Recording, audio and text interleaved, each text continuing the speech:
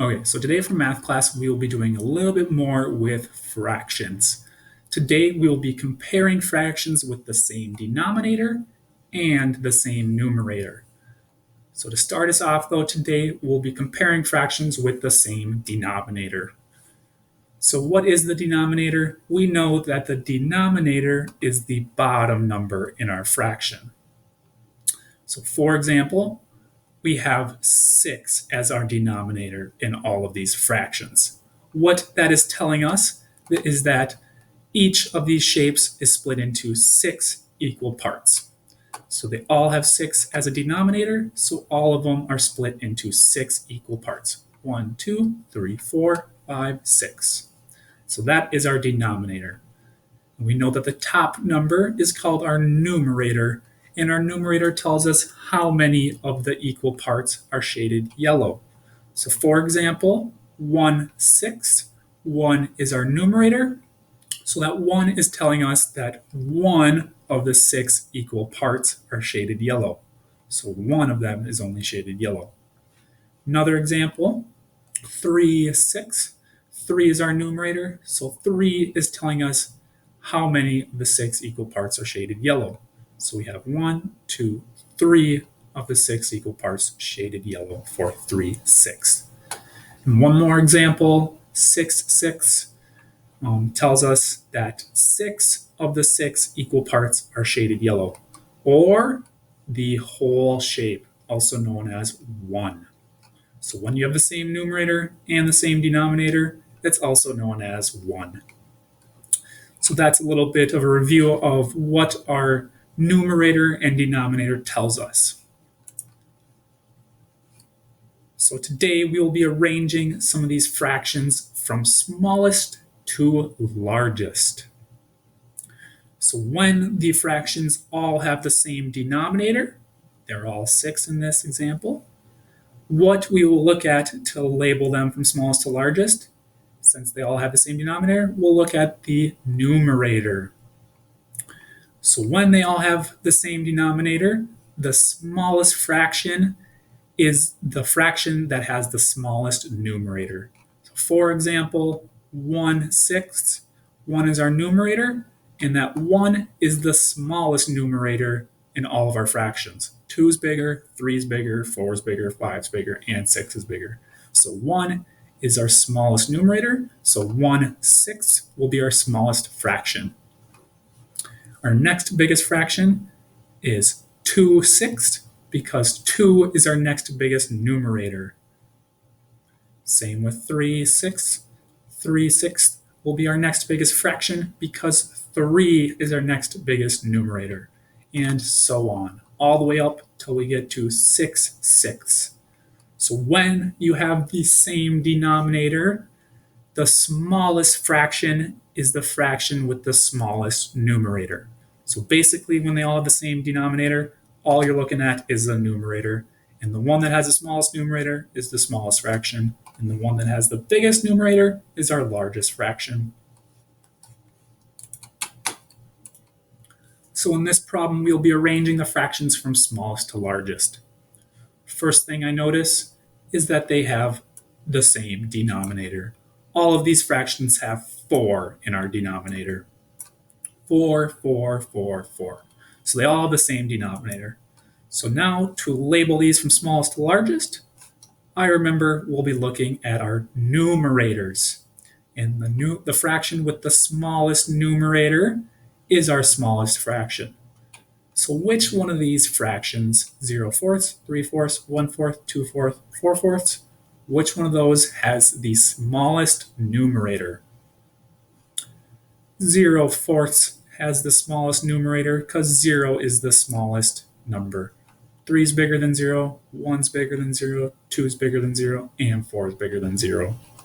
So 0/4 will be our smallest fraction. What will be our next biggest fraction? So what is our next biggest numerator? Is our next biggest numerator 3, 1, 2, or 4? Our next biggest numerator is 1, so 1/4 will be our next biggest fraction. After 1/4, what fraction would come here? Or what's our next biggest numerator after 1? 2 is our next biggest numerator after 1, so 2/4 will be our next biggest fraction. And after 2/4, is 3/4 the next largest fraction, or is 4/4 the next largest fraction? 3/4 will be our next largest fraction because 3 is our next biggest numerator. And then that leaves us with only one more fraction, 4/4, so we know that will be the largest of the 5. So labeling these 5 fractions from smallest to largest, we have 0/4, 1/4, 2/4, 3/4, 4/4. Moving on to our next problem, we have 1, 2, 3, 4, 5, 6, 7, 8, 9 different fractions to list from smallest to largest. So we notice that they all have the same denominator. They all have 8 as a denominator. So with that information, we know we will be looking at our numerators then.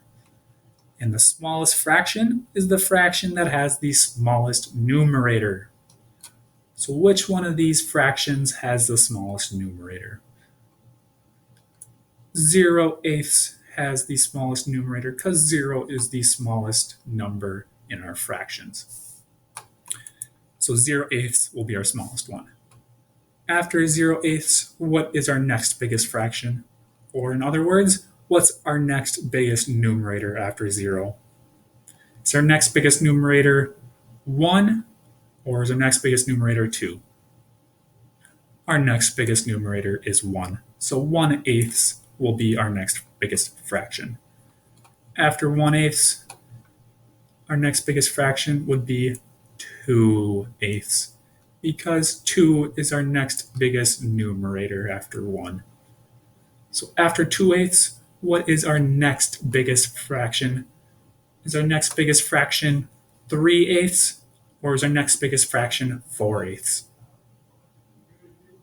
Our next biggest fraction will be 3/8 because 3 is our next biggest numerator. After 3/8 would come 4/8 because 4 is our next biggest numerator after 3. So you can kind of see here, looks like our numerators are just going up by 1 every time. 0, 1, 2, 3, 4. So knowing that, what will be our next biggest fraction? Or the next biggest numerator after 4? Would be 5/8. So 5/8 is our next biggest fraction. After 5/8, with 5 in our numerator, what is the next biggest numerator? Is our next biggest numerator 6, 8, or 7? Our next biggest numerator is 6. So 6/8 will be our next biggest fraction. And after 6/8 would come 7/8. And finally, 8/8. So now we have these all listed from smallest to largest. And we remember when they all have the same denominator, you're labeling them or you're looking at the numerator. And the smallest fraction is the fraction that has the smallest number in the numerator. So 0 is the smallest number, so 0/8 is our smallest fraction. And 8 is our biggest numerator, so 8/8 is our largest fraction. So you guys will have a couple of these assignments or problems to do on your own, and they'll be posted on Schoology. And with these, you will be doing exactly what we just did. So you'll be looking to see if they have the same denominator. And if they have the same denominator, you know to look at the numerator and see which one has the smallest numerator. Once you determine that, all you'll do is you'll click and drag fractions in to their correct spots. So just click and drag. And then you'd submit that on Schoology. So you'll have 2 of those problems to do. And now we'll look at comparing fractions with the same numerator. So we know that the numerator tells us how many equal parts are shaded yellow. So I see here that we have the same numerator in all of these fractions. They are all 2. So that's telling us that 2 equal parts are shaded yellow for each of these. 1, 2, 1, 2, 1, 2, 1, 2. So they all have the same numerator, but this time they don't have the same denominator. So we know that each fraction is not split into the same equal parts. For example, 2/3 is split into 1, 2, 3 equal parts, and 2/4 is split into 1, 2, 3, 4 equal parts. So how are we going to compare fractions with the same numerator? Well, we have a rule, kind of like, think of it a little bit like a cheat sheet. This rule will help us memorize the process of labeling fractions with the same numerator from smallest to largest. So our rule says when the numerators are the same, the largest denominator is the smallest fraction. So for example, all 4 of these fractions have 2 in their numerator. Since they all have 2 in the numerator and they all have the same numerator, we'll look at our denominators. And the largest denominator is the smallest fraction. So I see our denominators in these problems are 10, 6, 4, and 3. 10 is my biggest denominator, so 2/10 will be my smallest fraction. And I see 6 is my next biggest denominator, so 2/6 is my next largest fraction. And we have 4 in our denominator, so 2/4 will be our next biggest. And lastly, I see there's a 3 in this denominator, so 2/3 is our largest fraction. So why is that rule like that? Well, the more pieces that a whole number is broken into, the smaller each piece will be. So you can kind of see that visually here. 2/10 is split into 10 equal parts. So those equal parts are a lot smaller than, for example, 3 equal parts. So you can kind of draw a line, and this will visually show you which fraction is the smallest and which one is the largest. So we've got your rule over here for you to reference. So if you're having troubles remembering how you list fractions from smallest to largest when they have the same numerator, you would just follow this rule. So for example, in this problem, I see we have 1, 2, 3, 4 fractions. And all 4 of these fractions have 3 in their numerator. So that's telling me that 3 equal parts are shaded yellow in all of these fractions. So with our rule, we know that the largest denominator is the smallest fraction.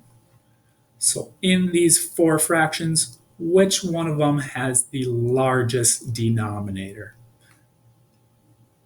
3/8 has the largest denominator because 8 is the biggest number. So then what is our next largest denominator after 8? Is our next largest denominator 4, 5, or 3? Our next largest denominator is 5, so 3/5 will be our next biggest fraction. After the 5, what is the next biggest denominator? Is 3 our next biggest denominator, or is 4 our next biggest denominator?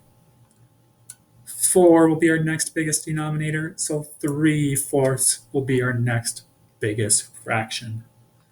And that leaves us with only one more, which is 3/3, and that's also known as 1. So when the numerators are all the same, the largest denominator is the smallest fraction. So 3/8, then 3/5, then 3/4, then 3/3. That is listed from smallest to largest. Let's try one more together, and then there will be some homework problems for you guys to try. So we're comparing these fractions, and they all have the same numerator, which is 4. So knowing that, we will be looking at our denominator. And the fraction with the largest denominator is the smallest fraction. So which one of these 5 has the largest denominator? 4/12 is our largest denominator, so we are going to put that as our smallest fraction. After 4/12, we're still looking at our denominator. What is the next biggest denominator? Is our next biggest denominator 6? Or is our next biggest denominator 7? Or is it 9? Our next biggest denominator is 9, so 4/9 will be our next biggest fraction. After 4/9, what fraction has the next biggest denominator? The next biggest denominator is 7. So 4/7 will be our next biggest fraction. And after 4/7, which fraction has the next largest denominator? 6 is our next largest denominator, so 4/6 will be our next biggest fraction. And then lastly, that leaves us with one more. 4/5. 5 is our next largest denominator, so that'll be our next biggest fraction. And I was actually saying that wrong there. It's the next smallest denominator. Because our rule is the larger denominator is the smallest fraction. So we have the largest denominator over on our left and the smallest denominator on our right. So 4/12 is our smallest fraction, and then 4/5 is our biggest fraction. So you guys will have a couple of homework problems to do for these ones also. So you will be comparing the fractions with the same numerator and then labeling them from smallest to largest. So you would just click and drag, and I'll kind of get us started with this first problem. So which one of these fractions has the largest denominator? 6/15 is our largest denominator, so we would click and drag that to our smallest fraction box. So these will be posted on Schoology for you guys to complete. If you have any questions on how to do these, you can always go back and rewatch the Edpuzzle, or you can send Ms. Fosberg or I an email and we can set up a Google Meet.